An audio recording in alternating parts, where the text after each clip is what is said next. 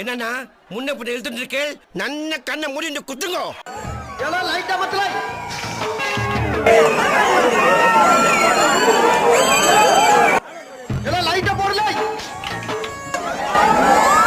டேய் கஞ்சா குடிக்கி பாட்டு போடுறா.